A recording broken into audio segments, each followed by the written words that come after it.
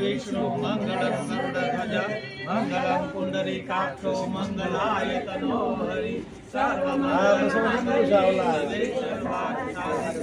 शरणे त्र्यंबके गौरी नारायणी नमोस्तुते। આ નવું વર્ષ તમારા બધા માટે ખૂબ સુખ શાંતિદાયી આનંદદાયી સ્વાસ્થ્યદાયી મંગલદાયી બની રહે એવી માં ગાયત્રીના ચરણોમાં ગુરુ સત્તાના ચરણોમાં ખૂબ સરસ ઘણા અમે તમને વડીલો કરી ગયા જય ગુરુ જય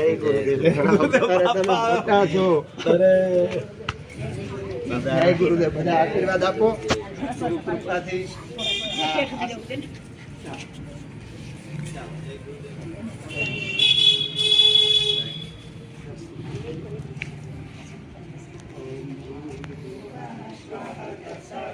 Kalau kalau jodoh kita sama kita semua aja.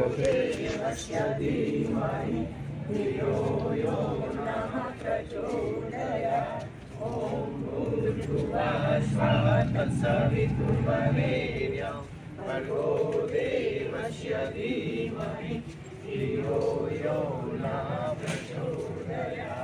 ॐ भूर्भुवः स्वः तत्सवितुर्वरेण्यं भर्गो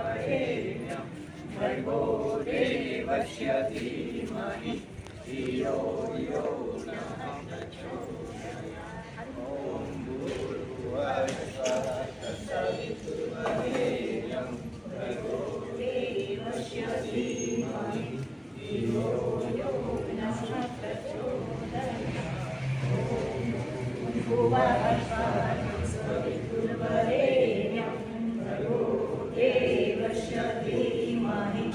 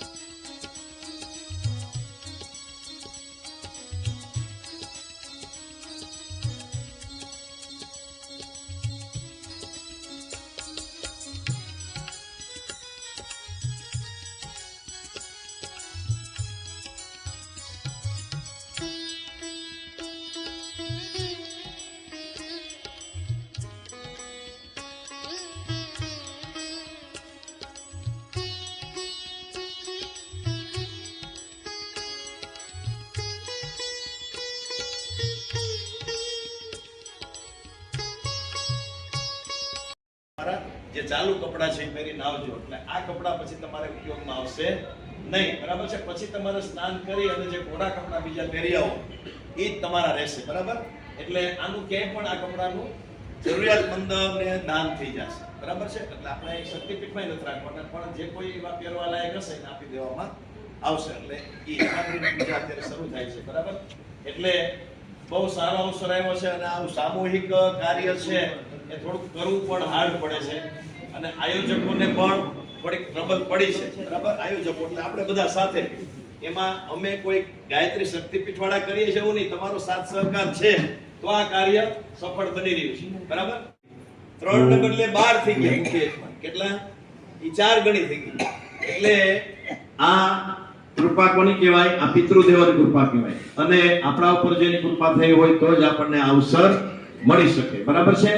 તો અહીંયા હવે અમારા જે આચાર્ય છે જયેશભાઈ જોશી એ આની વિધિ શરૂ કરાવશે, બરાબર. વિધિમાં ધ્યાન આપજો. અને મહત્વનું એ છે દિલથી, હૃદયથી અને ભાવથી આપણે કાર્ય કરીશું. પદાર્થો છે ને, આ જે કઈ તમારી સામે મૂક્યા છે, અબીલ, કલર, કંકુ, ચોખા વગેરે ફૂલ, એ પદાર્થો ગૌણ છે, એનું કોઈ મહત્વ નથી. પણ એની સાથે વૈદિક મંત્રો, આ ધાર્મિક અને તમારી થોડીક ધાર્મિક ભાવના, આસ્થા, શ્રદ્ધા એ બધું ભળશે.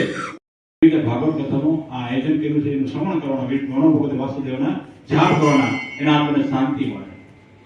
એટલે ભાવને શ્રદ્ધા તમારી હોવી જોઈએ. જો ભાવ શ્રદ્ધા વિના બેસશો ને તો તમારું કામ નહીં થાય. તમારા પિતૃઓને, પૂર્વજોને એને શાંતિ છે, પિતૃ કોઈ નડે નહીં, ફેર નડે, એટલે એ લોકોને શાંતિ છે, સ્વર્ગમાં વાસ છે. પણ વધારે એને ઠાકોરજીના સ્વર્ગમાં વાસ થાય, વૈકુંઠ લોકમાં વાસ થાય. અને ભગવત કથાનો બહુ મહિમા બહુ ઊંચો છે, પછી તમને વર્ણન કરીશ. અત્યારે ટૂંકમાં આપણે હેમાદ્રી કરવાની છે, તો બધા શાંતિ સાંભળવાનું. તો પેલા હેમાદ્રી કેટલાય તમે બધા ઘણા યજ્ઞ કરતા હશો, બધા દરેક ઠેકાણે હેમાદ્રી તો થાય. તમે આજે પણ કરી નાખો તો કાલે તમે હવન કરો ને બીજે ઠેકાણે, તો એમ કે અમે હેમાદ્રીમાં કાલે ડિસ્ટર્બ ન થાય તો ઓછી કરો. કોઈ હેમાદ્રી સાંભળવી પડે. અત્યારે 1 કલાક પછી હેમાદ્રી કરી નાખો, બહુ પછીનો યજ્ઞ હોય તોય તમારે હેમાદ્રી કરવી પડે. શું કામ કરવી પડે એનો અર્થ તમારે સાંભળવાનો. તો હેમાદ્રી હેમ એટલે સોનું અને અદ્રી એટલે પહાડ. પહાડ જેટલું સોનાનું દાન કરો, હજારો ગાયનું તમે દાન કરો, અને જે પુણ્ય મળે એટલું તમને આજે બેસવાથી પ્રાપ્ત થાય. યાદ રાખો, તમે લોકો ભાગ્યશાળી છો કે આજે ગાયત્રી માતાના સાનિધ્યમાં તમારા પિતૃના મોક્ષ અર્થે આ જે ભાગવત કથાનું આયોજન કર્યું છે એમાં તમને લાભ મળ્યો છે. ભાગ્યશાળી છો. આપણે ખાલી 30 થી 35 યજમાન કરવાના હતા, એને 50 યજમાન થઈ ગયા છે. બપુની કૃપા કરાય માં ભગવતી, તમારા પિતૃની કૃપા.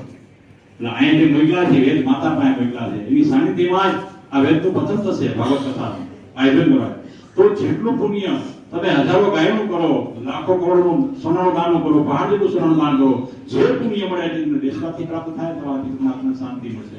પણ તમે લોકોને પાસે દર્શનાર્થી આવતા હોય, દર્શન કરતા હોય, એના કામ પર શબ્દો પડે હેમાદ્રીના, તો એનો પાપનો નાશ થાય છે. સત્ય પરમ ધીમે, સત્યનું આચરણ કરવું, શરીરની પૂજા કરવી. મંદિરે જવાની જરૂર નથી, વેદ માતા આપણા શરીરની અંદર છે, હૃદયમાં રહે છે, વિરાજ છે ગાયત્રી માતા. તો શરીરને પવિત્ર આચરણ કરવું. કોઈ પણ જાતની વસ્તુ વાગે જીવતી વસ્તુ આદત ખરાબ કરવી. આજે જે તમે ભાગવત કથામાં જે આચાર્ય શ્રી આવ્યા છે એની વાણી સાંભળશો આપણે બધું વચને. જે આપણે ડોંગરેજી મહારાજ કથિત જે આપણે સપ્તાહ છે, ડોંગરેજી મહારાજ જે વાણી બોલતા હતા એ ઉપરથી જ એની કથા ઉપરથી જ આ ભાગવત કથા બેસવામાં આવી છે. તો એમાં વધારે વર્ણન આવશે, સમજાવશે તમને. તો સત્યનું આચરણ કરો, સત્ય પરમ ધીમહિ, શરીરને પવિત્ર કરો.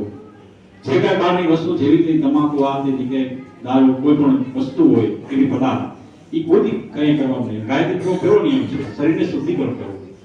જ્યારે તમારે માતાજીને દીવાબત્તી, છપ્પનભોગનો થાળ જે કઈ ધરતા હોય, ગાયત્રી માને કે કુળદેવીને, એ તમારે ઠાકોરજીને. પણ યાદ રાખજો, જે માણસ શરીરને પવિત્ર નથી રાખતા એ માતાજી 56 33 ટોટલ તમે ગમે 56 ભોગનો થાળ ધરો ને તો એનો સ્વીકારે. એટલે શરીરને પવિત્રનું આચરણ કરવાનું. એની શરીરની શુદ્ધિકરણનું કારણ છે હેમાદ્રી, બરાબર? એનું આચરણ કરવાનું. કોની ઉત્પત્તિ કરી? આપણી ઉત્પત્તિ કોણે કરી? મનુષ્યની, વનસ્પતિની ઉત્પત્તિ કોણે કરી? એનું આખું વર્ણન કરવામાં આવે છે. તો બધાએ શાંતિથી સમજવાનું, સાંભળવાનું છે. હેમાદ્રી તો 2 કલાકની થાય, આખા દિવસની થાય, ભાગવત કથાની જેમ થાય. જેટલું કરો એટલું વર્ણન ઓછું શરીરનું. તો આપણે ટૂંકી કરવાની છે, અડધી પોણી કલાકની, કારણ કે હજી બધાને કામ હોય, 11 વાગી જાય, પૂજા તમે 9 કલાક થઈ જશે, એટલે આપણે અડધી પોણી કલાકની હેમાદ્રી કરવાની છે. તો પેલા વાણીથી પાપ થાય, ખરાબ બોલવાથી, ખરાબ આચરણ કરો, ખરાબ બોલો, હાથથી પાપ થાય, મા બાપ પર હાથ ઉપાડી, બાળક ઉપર, પશુ ઉપર, પક્ષી ઉપર, એ પાપ લાગે. પછી શ્રવણથી મનમાં ખરાબ વિચાર કરો કે આનું આમ કરી નાખું, તેમ કરી નાખું, એ પણ પાપ લાગે.